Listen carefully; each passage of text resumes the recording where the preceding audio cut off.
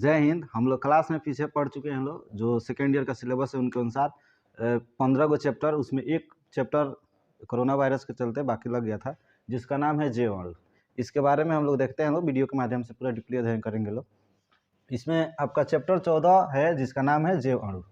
आगे जीवाणु आपके सामने दिखाई दिया होगा तो आप समझते हो कि आखिर में यह जीवाणु है क्या, उसी को हम लोग समझेंगे लोग।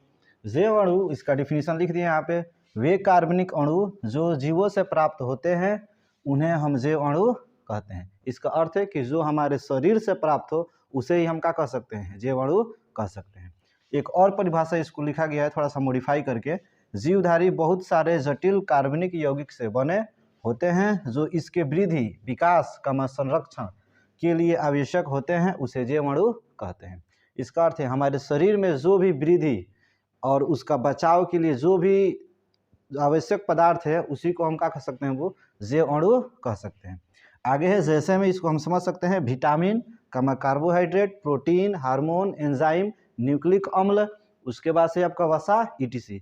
अब इसमें हम लोग जब चैप्टर आगे पढ़ेंगे लो तो सभी के बारे में डीपली अध्ययन करेंगे लो। विटामिन क्या है, इसके प्रकार कितने होते हैं, कार्बोहाइड्रेट क्या है, प्रोटीन क्या है, हार्मोन क्या है, एंजाइम, न्यूक्लिक अम्ल, वसा। वैसे हम लोग जानते हैं विटामिन को ABCD के माध्यम से सूचित किया जाता है। कार्बोहाइड्रेट क्या है वो, तो ये हम लोग जो भोजन करते हैं लोग उसी के माध्यम से कार्बोहाइड्रेट के साथ साथ आपका स्टार्च का भी निर्माण होता है, यानी स्टार्च का अर्थ होता है चोकर। आगे है प्रोटीन। हार्मोन क्या करता है, तो ये भी बहुत ही पोषक तत्व है, शरीर के लिए आवश्यक है। आगे है एंजाइम। न्यूक्लिक अम्ल में आप लोग जानते हैं, न्यूक्लिक अम्ल के अंतर्गत RNA और DNA आता है, जो पीछे हम लोग क्लास में पढ़ चुके हैं लोग। आगे देखिए एक और इसमें लिख दिया हम कि जैव अणुओं के रासायनिक अध्ययन को जैव रसायन कहते हैं, यानी जैव अणु के बारे में जो हम लोग अध्ययन करते हैं उसी को हम लोग क्या कहते हैं, जैव रसायन कहते हैं। आगे हम लोग देखते हैं लोग, जो आपका बायोकेमिस्ट्री के अंतर्गत एक वैज्ञानिक का नाम है जिनका नाम है Carl Alexander Neuberg. Carl Alexander Neuberg को आधुनिक बायोकेमिस्ट्री का जनक कहा जाता है। आखिर में हम लोग देखते हैं लोग जैव अणु का आप लोग थोड़ा सा डीपली अध्ययन करेंगे लोग, देखेंगे लोग कि आखिर में इसको हम समझे कैसे। सबसे पहले हम लोग देखेंगे लोग कि अंग का, अगर अंग की बात करें या शरीर की बात करें तो ये निर्माण आखिर में होता कैसे।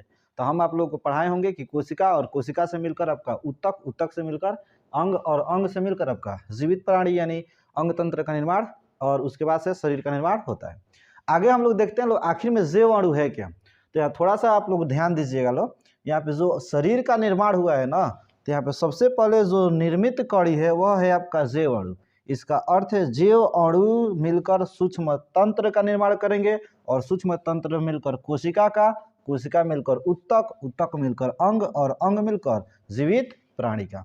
अब हम लोग इसके बारे में डीपली जानते हैं लोग। कोशिका अगर कोई पूछ दे कि किससे मिलकर बना हुआ है, तो इसका आधार क्या है आपका, वो सूक्ष्म तंत्र। अब सूक्ष्म तंत्र के अंतर्गत क्या आ जाएंगे, जैसे कोशिका के भी अनेक भाग होते हैं, जैसे माइटोकांड्रिया, कोशिका भित्ति, लाइसोसोम इत्यादि।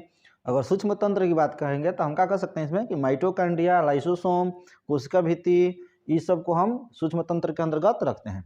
अब तीसरा आपका लास्ट जो पॉइंट है आपका जैव अणु है।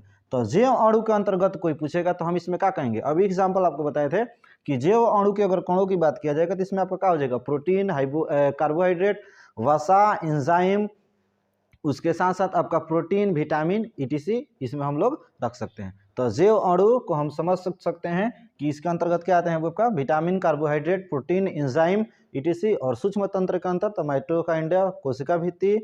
आगे हम लोग देखते हैं लोग विटामिन के बारे में डीपली अध्ययन करेंगे लोग। विटामिन, इसमें पहला वैज्ञानिक ने अपना योगदान दिया है 1881 ईस्वी में। लुलिन ने विटामिन की खोज की और बताया कि स्वस्थ शरीर के लिए भोजन में अन्य पदार्थों के अतिरिक्त इन पदार्थों का भी सूक्ष्म मात्रा में होना आवश्यक है। किन पदार्थों का, वो तो विटामिन का, ठीक है ना। आगे दूसरा वैज्ञानिक रहा है और उन्होंने अपना योगदान कब दिया है, 1912 में।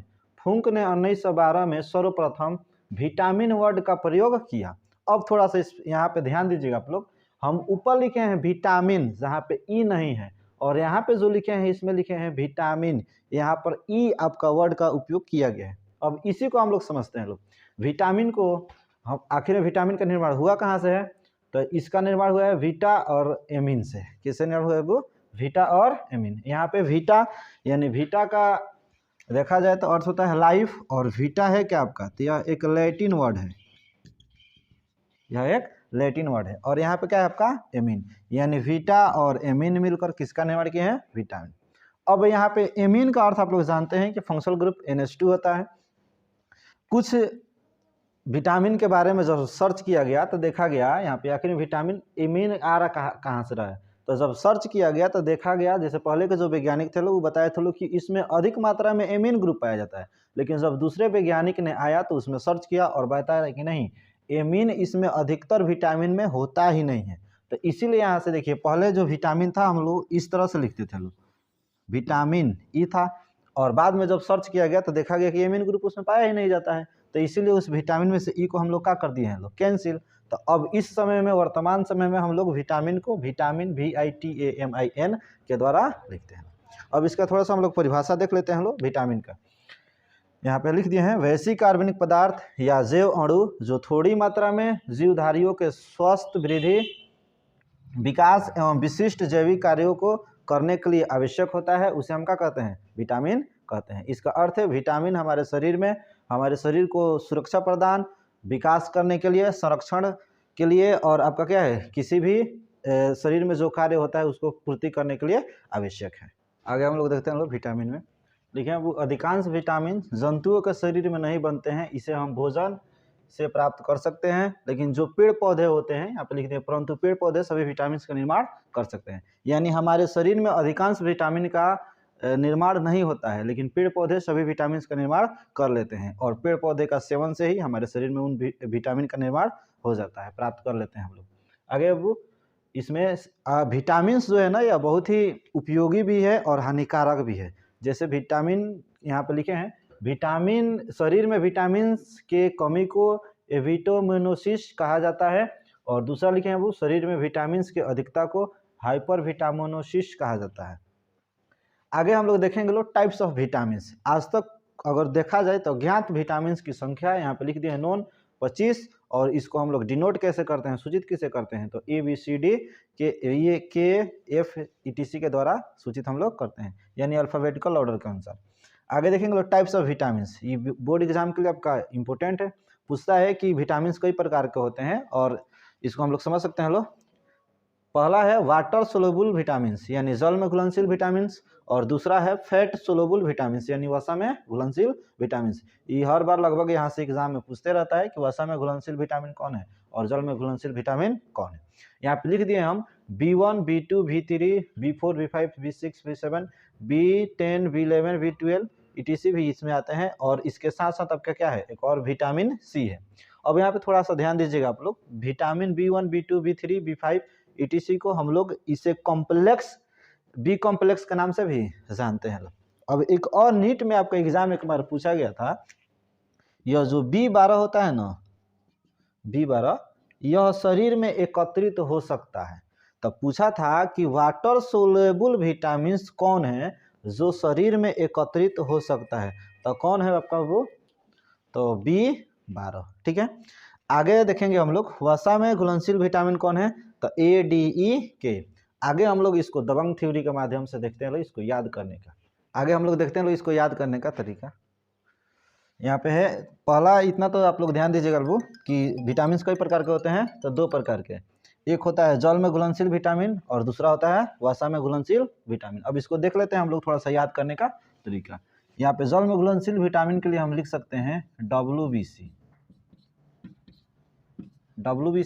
अब इसमें जल में घुलनशील विटामिन है कौन कौन, तो एगो B और एगो क्या आपका वो C।